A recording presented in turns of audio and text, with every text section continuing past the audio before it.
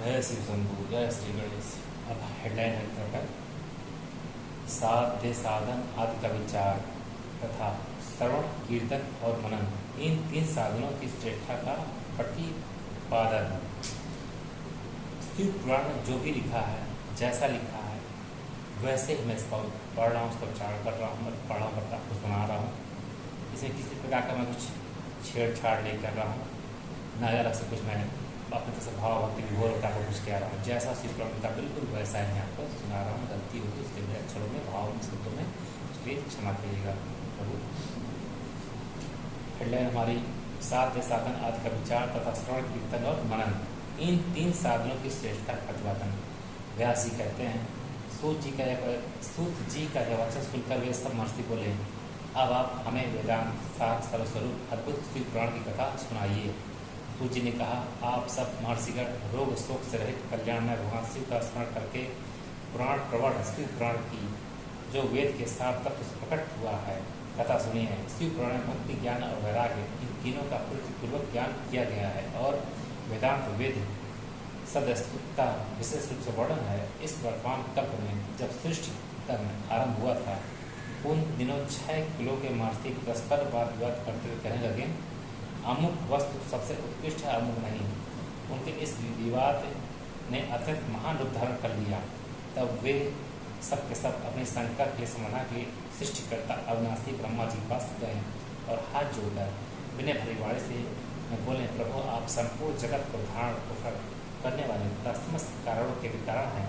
हम यह जानना चाहते हैं कि संपूर्ण तत्वों से परे परात्पर पुराण पुरुष कौन है।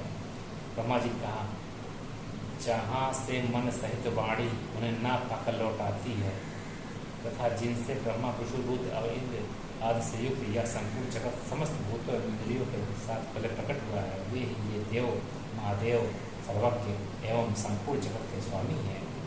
ये ही सबसे उत्कृष्ट हैं। भक्ति से ही इनका साक्षात्कार होता है, दूसरे किसी उपाय से कहीं इनका दर्शन नहीं होता है। रुद्र हरि हर तथा अन्य देवों सदा उत्तम भक्ति भाव से उनका दर्शन करना चाहते हैं। भगवान शिव में भक्ति होने से मनुष्य संसार बंधन से मुक्त हो जाता है। देवता के कृपा प्रसाद से उन्हें मुक्ति होती है और भक्ति से देवता का कृपा प्रसाद प्राप्त होता है। ठीक उसी तरह जैसे अंकुर से बीज और बीज से अंकुर पैदा होता है, इसलिए तुम सब महर्षि भगवान शंकर का कृपा प्रसाद प्राप्त करने के लिए भूतल पर जाकर वहाँ शास्त्र वर्षों तक चालू रहने वाले एक विशाल यज्ञ का आयोजन करो।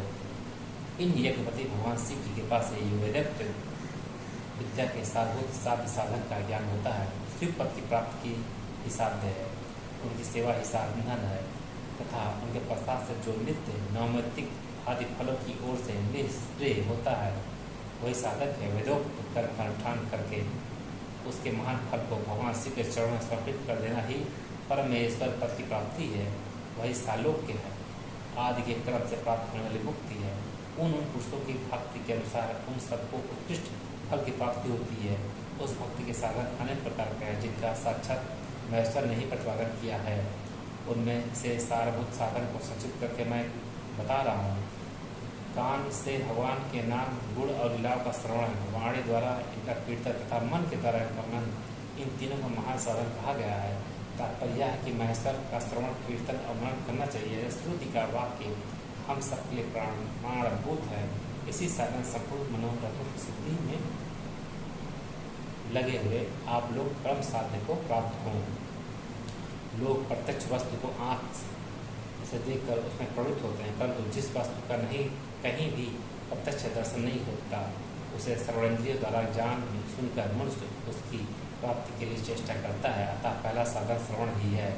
उसके द्वारा गुरु के मुख से तत्व को सुनकर श्रेष्ठ बुद्धि वाला विद्वान पुरुष अन्य साधन कीर्तन मनन की स्थिति करे।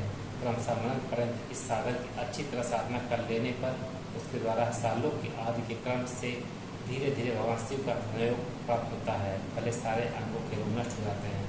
इस सब प्रकार का लौकिक आनंद भी विलीन हो जाता है।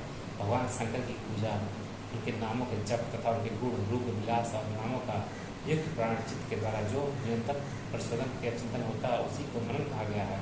वह महेश्वर की कृपा दृष्टि से उपलब्ध होता है। उसे समस्त श्रेष्ठ साधनों में प्रधान या प्रमुख कहा गया है। सूत जी कहते हैं, मुनीश्वरों इस साधन का महात्म्य बताने के प्रसंग में मैं आप लोगों के लिए प्राचीन वृत्तांत का वर्णन करूँगा।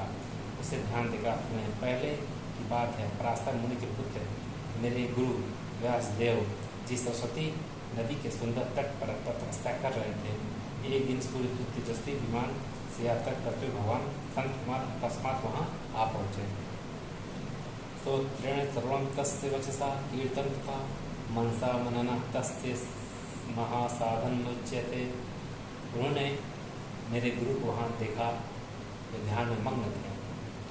उसे जगने पर उन्होंने ब्रह्मपुत्र संत कुमार जी को अपने सामने उपस्थित देखा। देखकर वे बड़े वेग से उठे और उनके चरणों में प्रणाम करके मुनि ने उन्हें अर्घ दिया और देवताओं के बैठे युग आसन भी अर्पित किया। तब प्रसन्न हुए भगवान संत कुमार नित भाव से खड़े हुए व्यास जी से गंभीर वाणी में बोले, मुने तुम सत्य वस्तु का चिंतन करो। वह सत्य पदार्थ ब्रह्मस्ति ही हैं जो तुम्हारे साक्षात्कार के विषय होंगे।